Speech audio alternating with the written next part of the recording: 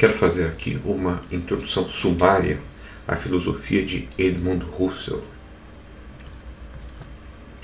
Essa exposição foi baseada em parte do texto de Wolfgang Steckmüller em seu livro Correntes Fundamentais da Filosofia Contemporânea, volume 1. Esse livro é ainda hoje uma excelente introdução, especialmente a Wittgenstein, no último capítulo. Edmund Husserl foi discípulo de Brentano. Ele foi o fundador da fenomenologia. Ele foi o último filósofo clássico. Do mesmo modo que Frege foi o grande inspirador da filosofia analítica do século XX, Husserl foi o grande inspirador do movimento fenomenológico na filosofia continental, exercendo influência sobre filósofos como Heidegger, Sartre, Merleau-Ponty e outros. Ele foi também, talvez, o mais importante e difícil dentre eles, uma espécie de filósofo para filósofos. Um ponto preliminar sobre a sua filosofia concerne a questão dos universais. Aqui entramos em discussões, em distinções ontológicas. Husserl é uma espécie de platonista que rejeita tudo o que se aproxima do nominalismo. Ele estudou os empiristas ingleses que advogavam um nominalismo denominado aqui de particularismo.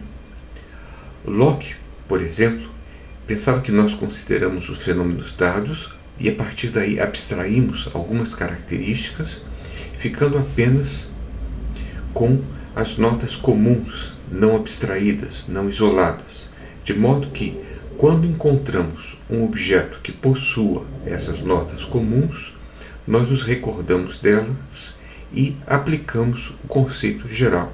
Nada de misterioso nesse processo. Berkeley era até mais simples. Ele achava que nós vemos triângulos, nós escolhemos um determinado triângulo equilátero, por exemplo, retemos isso na nossa memória e tudo aquilo que for parecido com essa imagem que nós temos, nós chamamos de triângulo. O conceito geral não se baseia para esses empiristas particularistas em nenhum universal platônico, mas sempre em entes particulares. É o particular com função universal. No caso do platonismo, o conceito geral deveria se referir a uma entidade platônica, digamos, o belo, o bem, e tudo aquilo que no mundo empírico tivesse uma semelhança maior ou menor com essa ideia platônica abstrata, seria chamado de belo ou bom. E essa ideia platônica abstrata não estaria sequer no nosso mundo, no mundo visível, mas no mundo inteligível, no Trans-Uranus, na região superceleste, uma região que não é região, um lugar que não é lugar. E isso tudo se torna muito ininteligível. Mas não para Husserl. Para Husserl há um erro metodológico nos empiristas, que é o de não começar com a análise descritiva do fenômeno, mas com um processo de abstração. Se digo 4 é um número par, estou julgando sobre a espécie universal 4, e não sobre esse ou aquele 4. Para Husserl, Locke não viu que a ideia universal de triângulo, a triangularidade que é possuída por cada triângulo, não é ela própria a ideia de um triângulo. Mesmo que pensando de forma indeterminada, o singular permanece singular. Locke achava que nós podemos ter a ideia indeterminada de um triângulo, que não é nem de um tipo, nem do outro, mas uma mistura, como se fosse. Agora, Husserl pensa que mesmo essa mistura continua sendo um singular. E a característica singular destacada através da atenção permanece singular. A semelhança Um outro conceito importante para os empiristas, precisa haver semelhança entre os vários objetos, demanda explicação, parece ser universal. E a igualdade é sempre uma igualdade de espécie, de tipo, de coisa universal. De modo que a cobra nominalista morde o seu próprio rabo. Logo, existem, para Russell, conceitos universais. Eu não vou discutir esses argumentos. Expressão e significado. Expressão e significado é um capítulo importante e original das investigações lógicas de Russell. Ele começa com a distinção entre expressões e indicações. Expressões são signos significativos baseados em convenções linguístico-comunicacionais. Por exemplo, a palavra cadeira. Indicações são signos meramente indicativos. Exemplo, ossadas fósseis são signos indicadores de animais pré-históricos. Os complexos fonéticos articulados tornam-se significativos somente através de atos mentais. Esses atos são o que lhes tornam expressões de intenções. Um signo sensível só se torna expressão através de atos doadores de significado. Bedeutungsverleihende Akten. Uma distinção importante é entre atos doadores de significado ou intenções de significação, que são essenciais à expressão, os chamados Bedeutungsverleihende Akten ou Bedeutungsintentionen, e 2. Os atos preenchedores do significado, ou impleições de significação, os chamados Bedeutungserfüllende Akten, que são atos inessenciais à expressão, mas que têm a função de preencher a intenção de significação com um conteúdo concreto.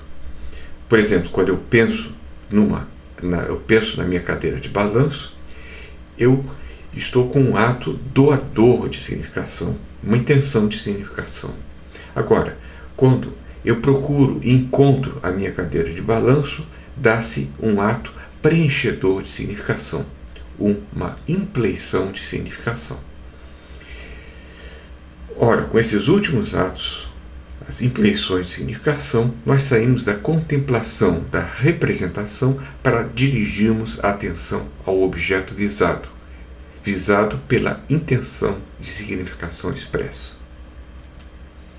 Para Russell, o significado permanece o mesmo atemporalmente, ou seja, independentemente do contexto no qual é pronunciado. Ele é ideal atemporal. Ele tem uma natureza platônica. Por exemplo, Platão foi vencido em Waterloo. Isso é uma frase, mas o objeto, a derrota de Platão, precisa ser diferenciado do significado, do conceito de Napoleão sendo derrotado.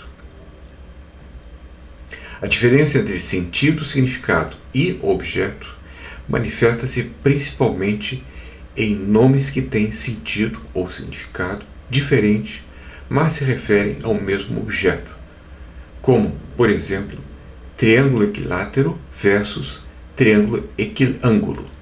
Ambos se referem ao mesmo objeto, ao mesmo triângulo, mas são maneiras diferentes de se referir ao objeto, têm significados, têm sentidos diferentes. Daí porque não se pode confundir significado ou sentido com o objeto referido. Os significados são diversos, mas a referência é a mesma. Logo, significado não é referência. Em Russell, o termo conteúdo é triplamente equívoco, pois pode exprimir 1. O sentido visado, isto é, a intenção de significação, Bedeutungsintention. 2. Pode significar o sentido de preenchimento, a impleição de significação, a Bedeutungserfüllung. Em terceiro lugar, pode significar o próprio objeto visado. Análise dos atos intencionais. Quanto à consciência, Russell distingue 3 sentidos da palavra. A Consciência total, que é o entrelaçamento das vivências psíquicas empiricamente verificáveis no fluxo das vivências, que é o que chamariam de consciência global hoje. A percepção interna das próprias experiências, que é a autoconsciência, e a consciência de algo, a designação que resume os atos psíquicos ou vivências intencionais. É nesse último sentido que Russell fala de consciência. A essência da intenção é que com ela um objeto é intencionado, é visado, sem se encontrar ele próprio na consciência. Por isso o que importa é o ato intencional, a vivência do significar, pois o objeto intencional transcende essa vivência, podendo faltar sem que essa vivência se altere. Russell distingue-se de Brentano ao assumir que sensações reais são apreendidas por atos intencionais dirigidos ao objeto e animados pelo objeto, de modo que as sensações são vividas, mas não parecem objetivamente, elas não são percebidas. Se vejo um livro vermelho, por exemplo, eu não vejo a sensação de vermelho que tenho, mas a cor vermelha externa do próprio livro. Nas vivências intencionais, nós podemos distinguir como aspectos abstratos 3 coisas: a matéria intencional, a qualidade intencional e a essência intencional. Isso tudo por oposição ao objeto como tal, ao objeto intencional. Vejamos isso melhor. Primeiro, o que é matéria intencional? Ela não significa o objeto que é intencionado, mas o objeto como ele é intencionado. A maneira de apreensão, o modo de apresentação do objeto. A diferença de matéria com o mesmo objeto intencional produzem diferenças de significação ou sentido. Aqui está o sentido freiriano, outra vez, já que Russell foi um bom leitor de Frege. Por exemplo, triângulo equiângulo e triângulo equilátero. Como a matéria do ato é uma relação com o objeto, Russell também a chama de sentido de apreensão do objeto. As diferenças das espécies de ato dão origem às diferenças de qualidade intencional, que caracterizam um ato como sendo o ato de representar, o ato de ajuizar, o ato de sentir, etc. Mas é sempre um ato ligado a uma matéria intencional. Eu represento a Maria como estando em casa. Eu ajuizo que Maria está em casa. Eu tenho a sensação de que Maria está em casa. A matéria pode alterar-se mantendo a mesma qualidade. Exemplo. Eu creio que. Creio que é a qualidade. A qualidade intencional pode ser ligada a matérias diferentes.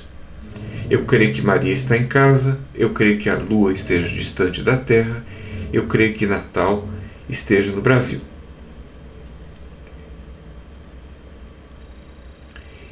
E a qualidade pode alterar-se mantendo a mesma matéria. Assim, eu tenho várias qualidades. Eu imagino que, creio que, espero que, desejo que. E a matéria é a mesma. Maria está em casa. Imagino que Maria está em casa. Eu creio que Maria esteja em casa. Eu espero que ela esteja. Eu desejo que ela esteja. São intenções representativas, judicativas, volitivas com relação a um mesmo objeto. Quando você soma a matéria com a qualidade do ato, você tem a essência intencional, o terceiro elemento. A essência significativa é a essência intencional do ato, que pode conferir significado à expressão.